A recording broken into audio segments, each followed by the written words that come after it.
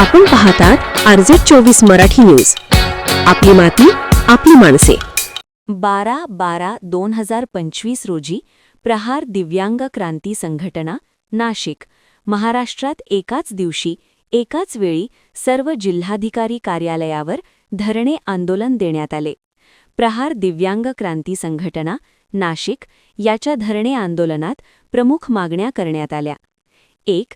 शासन निर्णयानुसार आमदार खासदार 5% दिव्यांग निधी नियमितपणे खर्च करा. 2. शासन निर्णयानुसार पालकमंत्री जिल्हाधिकारी आमदार यांच्या अध्यक्षतेखाली असलेल्या जिल्हा व तालुका स्तरावरील समित्या तात्काळ स्थापन करा. 3. सर्व दिव्यांगांना एक समान 2500 रुपये मासिक पेन्शन देण्यात यावी. 4. जिल्हा नियोजन समिती निधीतील 1% रक्कम दिव्यांग विकासासाठी खर्च करावा. 5. भूमिहीन बेघर दिव्यांगांना 1 गुंठा सरकारी जागा राहण्यासाठी द्या. सदरच्या धरणे आंदोलनास दिव्यांगांनी मोठ्या प्रमाणात प्रतिसाद दिला. प्रहार दिव्यांग क्रांती संघटनेचे अधिकारी व पदाधिकारी मोठ्या प्रमाणात उपस्थित होते.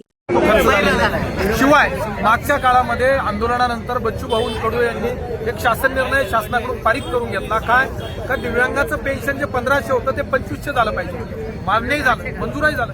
पण शासनाकडच्या त्या 2500 रुपयाच्या शासन निर्णयाची पायमल्ली इतकी झाली का काहींना 2500 पडलं आणि बहुतांश लोकांना 1500 पडलं, काहींना पडलंच नाही. म्हणजे हा काय खेळ चालला?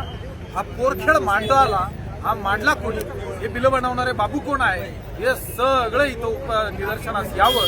जिल्हाधिकाऱ्यांच्या ते निदर्शनास आणून देण्यासाठी एवढ्या मोठ्या संख्येनं 200-150 किलोमीटरवरून दिव्यांग इथं आलाय आणि तो न्याय घेतल्याशिवाय परतणार नाही असं म्हणतोय. आणि त्याच्या या म्हणण्याला आमचा समर्थनीय पाठिंबा आहे आणि आम्ही न्याय घेतल्याशिवाय इथून जाणार नाही. दिव्यांग बांधवांच्या अनेक समस्या आहेत, पण या प्रमुख ज्या समस्या आहेत त्या जिल्हाधिकाऱ्यांनी समजून घ्याव्यात. थोड्याच वेळात ते बाहेर येतील अशी अपेक्षा व्यक्त करतो आणि त्यांनी यावं आणि या दिव्यांगाचं दुःख समजून घ्यावं ही विनंती करतो. निर्णय शासनाचा झालेला आहे, त्याची पायमल्ली कोण करतंय, कायद्याला पायंदळी कोण पुढवतंय हे शोधण्यासाठी हे आंदोलन आहे. वरिष्ठ मंडळ पाठवलं होतं भेटणीसाठी, आले. पण आम्ही काय सांगितलं त्यांना, आम्हाला जिल्हाधिकारी साहेबांनी भेटावं. कारण यांना पायी चालता येत नाही, ज्यांना दिसत नाही, ज्यांना ऐकू येत नाही, ज्यांना बोलता येत नाही, त्या सगळ्यांना तुम्हाला त्या ठिकाणी त्यांच्या वेदना सांगायच्या आहे. त्याच्याशिवाय ती लोक येणार नाही. माझ्यासारख्या सक्षम माणसाने जाऊन तिथं काय होणार आहे? मला 2 हात 2 पाय डोळे वेळे सगळं माझं चांगलं आहे.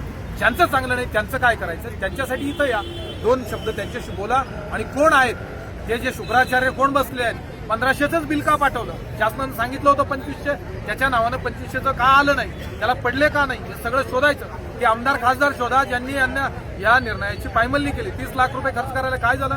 27 फेब्रुवारी 2023 पासून आतापर्यंत ते पैसे खर्च करायला आम्ही शासनाला भाग पाडू, त्या आमदाराला भाग पाडू, तरच आम्ही इथून उठू. जिल्हाधिकारी साहेब येणार आहे का? हो, आता त्यांनी सांगितलं आम्हाला येतो, बघूया काय करतात ते नाही आले तर आम्ही मध्ये जाऊ, असं काहीतरी होईल. आता नाही तर मग आम्हाला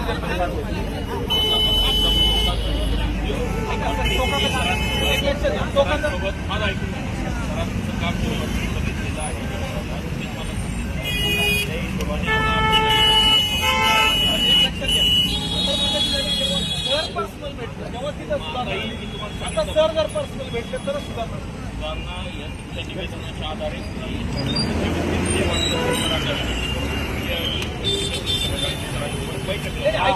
आम्हाला भेटलं ती भेटेल, आम्हाला कधी भेटेल?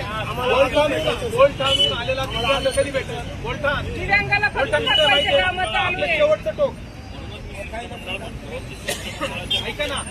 ऐका ना सर, वेगवेगळ्या गोष्टी हा जन आक्रोश पाहू द्या ना सरांना. वेगवेगळे पाहू द्या त्यांना.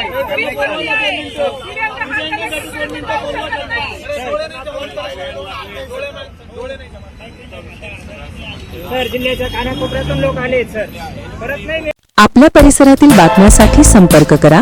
मुख्य संपादक वसीम शेख.